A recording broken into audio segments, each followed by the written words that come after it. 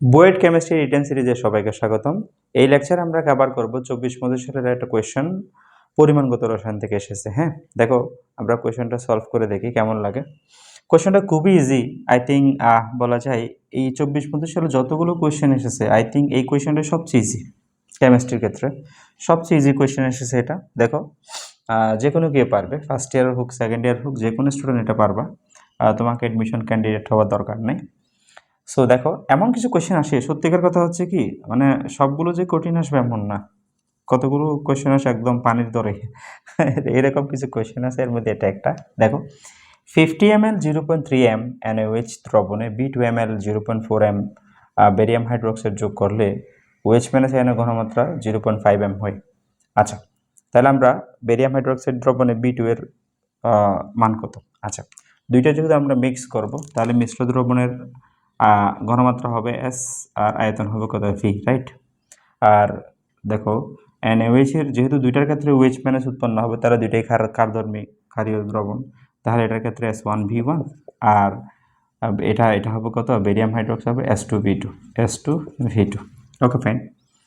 তাহলে আমরা এখানে আবার লিখতে পারি S আর B বলতে কত? B1 plus B2, right? আর এদিকে হচ্ছে S1V1 লিখে ফেলি, আর এদিকে হচ্ছে S2V2। আচ্ছা, এখন মিশ্র দ্রবণের ঘনমাত্রা কত? মিশ্র দ্রবণের ঘনমাত্রা হচ্ছে 0.5। আচ্ছা, 0.5 B1 দেওয়া আছে, B1 হচ্ছে 50 ml আর V2টা আমরা জানি না। ওকে, S1V1 50 টাইমস 0.3। ওকে, দেন আমরা S2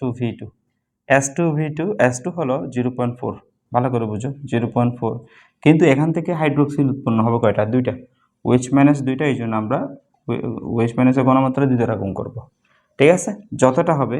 এখানে যদি মনে করি অ্যালুমিনিয়াম হাইড্রোক্সাইড হইতে কথার কথা, তাহলে আমরা কি করতাম? 3 দ্বারা গুণ করতাম, কারণ সেই 3টা হাইড্রোক্সিল আয়ন উৎপন্ন করবো। মানে এটা যে ভেঙে যাবে এটা তো এরকম হবে L3 প্লাস 3 OH মাইনাস, তাই না?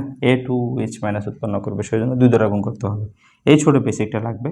এই ছোট কথা হচ্ছে কি, প্রশ্নের টুইস্টটাই হচ্ছে এটা। এই প্রশ্নের টুইস্ট হলো এটা, যে এটাকে আমরা 2 দ্বারা গুণ করতে হবে, এটাই হলো মূল বিষয়। আচ্ছা, দেন আমরা B2টা জানি না, B2টা আমরা রাখবো, অসুবিধা নেই। তাহলে আমরা যদি গুণ করি 50-র সাথে 50-এর অর্ধেক হলো কত? 25, রাইট? 0.5 B2 ইকুয়াল হলো কত? 50-এর 3 ভাগের 1 ভাগ যদি বলে আমি, প্রায় অলমোস্ট বলা যায় 15 আসবে। আচ্ছা, দেন আমরা কি লিখবে এদিকে? 0.8 V2। ওকে, দেন খেয়াল করো আমাদের এটা একটু 50-র সাথে আবার যদি 0.3 গুণ করি 15 হয়। 50-র সাথে 50 টাইমস 0.3, হ্যাঁ 15 আসে অ্যাকচুয়ালি 15। ঠিক আছে, তাহলে আমরা এদিকে 25 মাইনাস 15 আর এদিকে হলো 0.8 B2 মাইনাস 0.5 B2, এদিকে 0.3 V2 আসে। সো V2 কত হবে? এদিকে 10 হবে, 10 বাই 0.3 ক্যালকুলেশন করলে 33.33 আসে, নাকি এত ml আসবে আমাদের অ্যান্সার। সো এই হলো বিষয়। B2-র মানটা বের হয়ে গেল। আমি আবারও বলছি, এই ধরনের কোয়েশ্চনগুলোতে হ্যাঁ টুইস্ট হলো, যেমন এখানে দুইটা, যে দেখো মনে করো তোমাকে আমি একটা টুইস্ট শিখাই, দেন বুঝতে পারবা। সেটা হচ্ছে এইরকম, যে মনে করো এই কোয়েশ্চেনটাতে কি দিয়ে আছে, এটা ধরো কি দিয়ে আছে? ক্যালসিয়াম হাইড্রোক্সাইড দিয়ে আছে। কতর কথা, ক্যালসিয়াম হাইড্রোক্সাইড দিয়ে আছে, এটা বেরিয়াম হাইড্রোক্সাইড, ঠিক আছে? তাহলে এই ক্ষেত্রে কিন্তু এটার সাথে কিন্তু এখন কি করা লাগবে? এটার সাথে কিন্তু এখন 2 গুণ করা লাগবে। কারণ কেন? এটা হাইড্রোক্সিল আয়ন উৎপন্ন করবো কয়টা? 2টা, সেই জন্য 2 দ্বারা গুণ করতে হবে।